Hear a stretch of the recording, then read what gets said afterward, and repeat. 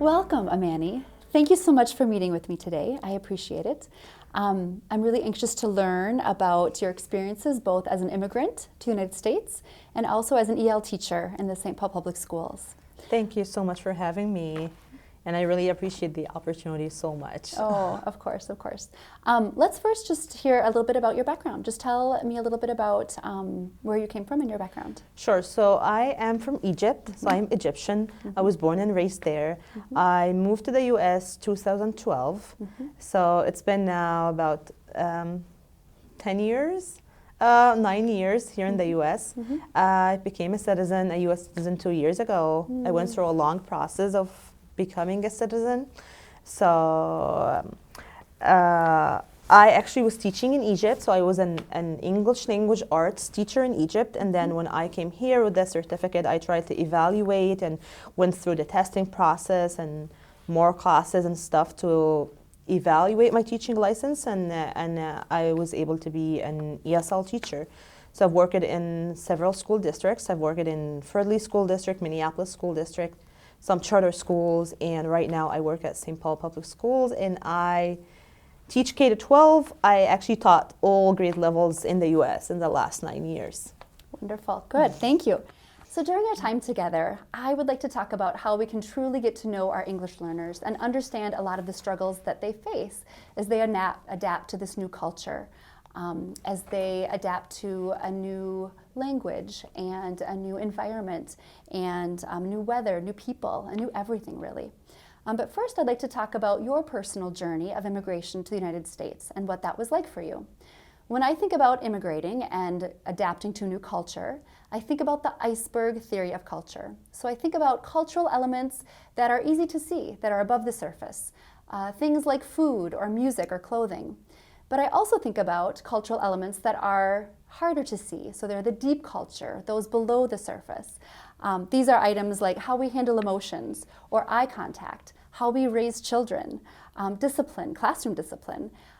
So I was wondering, for you, Amany, when you came here, how was it to adjust to both deep and surface culture? First, surface culture. Were there any elements that were kind of shocking or different for you when you came?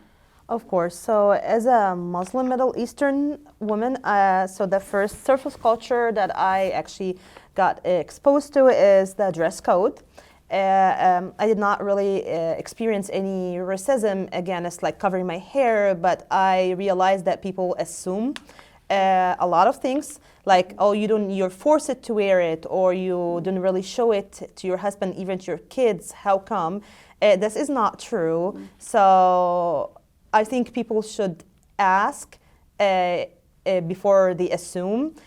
Most of immigrants that I know, students that I worked with, and just like the data that I looked at for years here being in the U.S., that most immigrants, and I want to say all of them, because of course I did not know all of them, but most people I dealt with and students would really appreciate if people would ask them directly about that and try to learn, because they care, and immigrants are realizing that they are different culture and they want to explain themselves. People don't ask because they think we're going to get offended. So wonderful. That's interesting. Thank you. Any other surface culture? Yes, sure. Dress? So actually, beside dress, there's celebrations or holidays. Okay. We celebrate different holidays like Ramadan and Eid, and it's at a different time of the year. So for me, that was hard that I wasn't able to do the things I used to do in my country, because just most of the country does not celebrate that. But also the fact that for celebrating Ramadan, or for Muslims, we don't celebrate New Year or we don't celebrate Christmas. We actually do, as Egyptians, celebrate the New Year and celebrate Christmas in a different time of the year. I think the stereotype is Muslims do not love Jesus or do not believe in Jesus, and this is completely wrong. So we do believe in Jesus. Jesus as a name in Arabic is Isa, and that's actually a common name for a lot of Muslim people that use that name. So just the difference that not able to celebrate the way I used to celebrate in my country was kind of hard for me. Yeah, I can understand that. So interesting. How about deep culture? Can you think of anything below the surface that's maybe not so easy to see that was also hard for you when you came? So for deep culture, it is a really complicated topic. So I'm going to try to explain it. Okay. It is for most immigrants.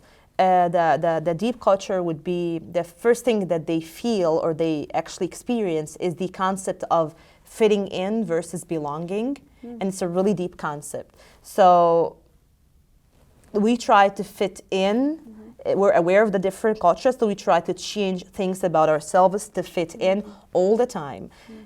But we struggle belonging. That means show up the way as who we are and just feel that we belong and will be accepted and people will be like judging, and we can just do that because we're different and people accept the difference. Interesting distinction. Belonging versus fitting in. Right. Yeah, that's a very interesting distinction. Good. Any other parts of deep culture that Yes. struck you? So I would say the way people talk, or the way I, like as a Muslim woman, I get shy to look straight in guys' eyes, like men, when I'm talking in a conversation. So that straight eye contact is just like I get a little shy or nervous. Okay.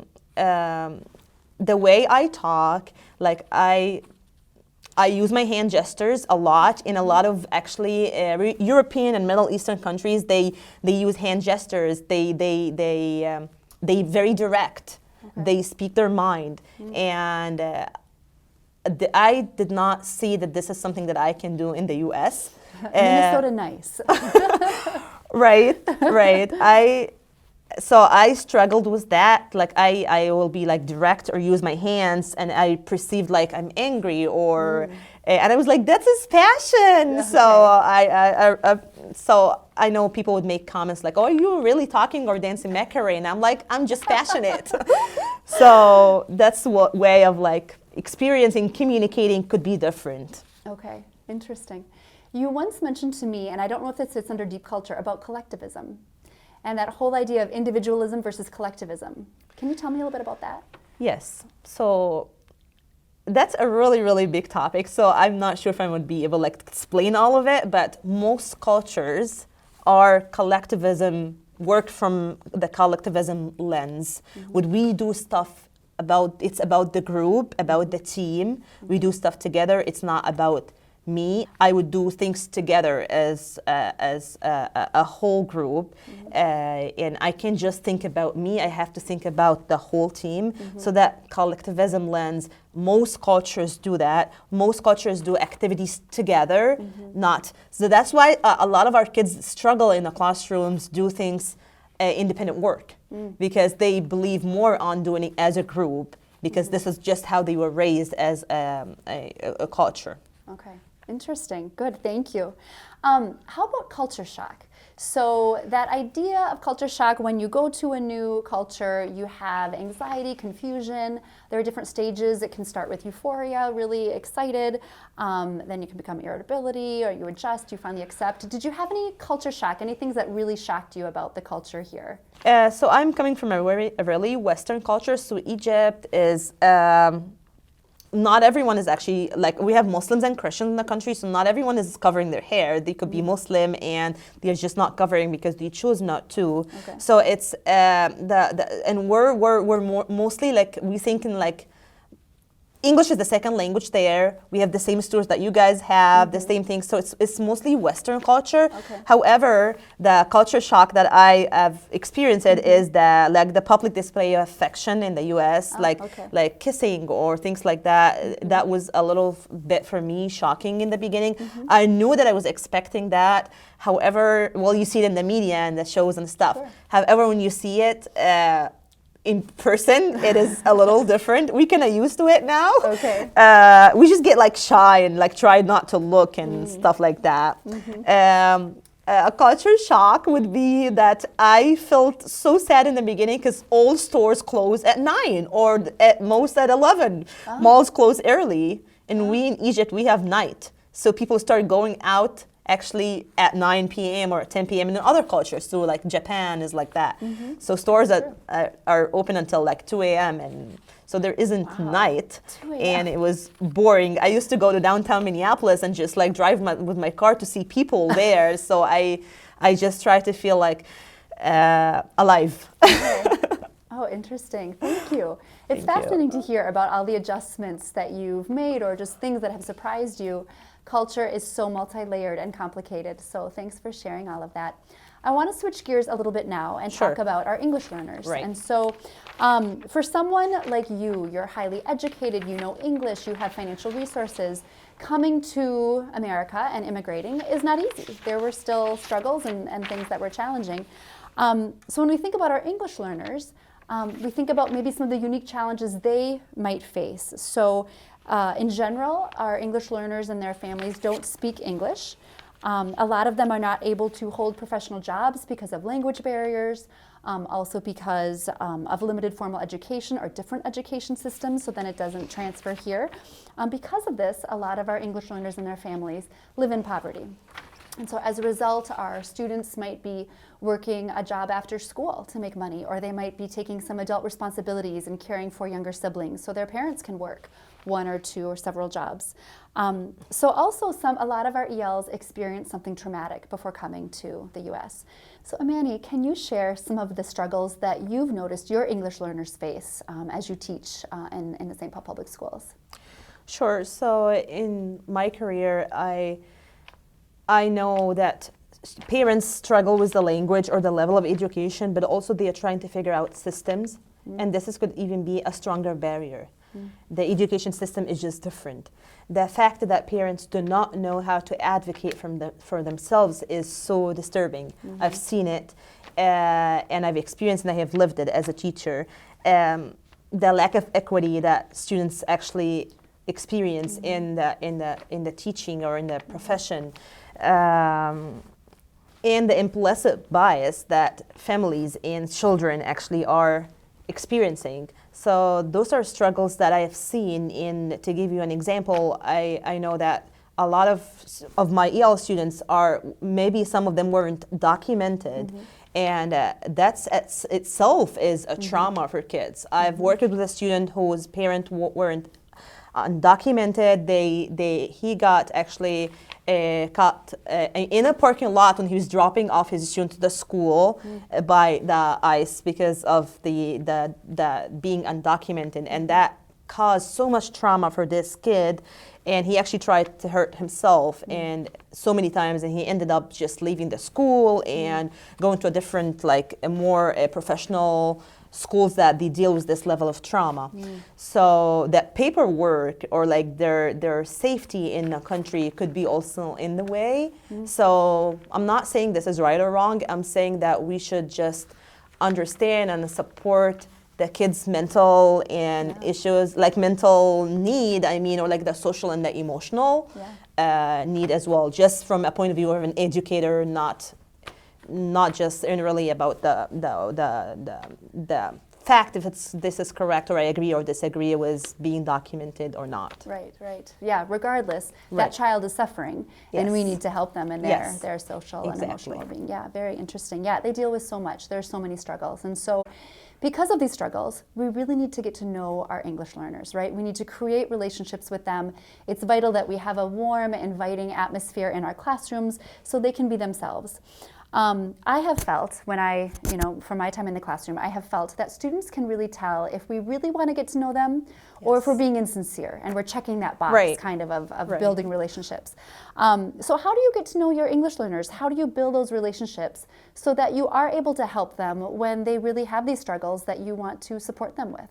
So it's really, I think you really said it. It's about being sincere because they can feel it. If you're sincere enough, they would feel it. So the simple things that you can do in the classroom can help with building a relationship, like pronouncing their name correctly, or if you even end up not pronouncing their name correctly, but they know you put in the effort, they would really, really appreciate it, and it would be a big deal for them. it's big deal for me as an adult. When I go to a shop and they say Amany instead of Amany, I go like, oh, really? So it makes a difference. I would also say that considering their first language in the instruction, in learn about their culture,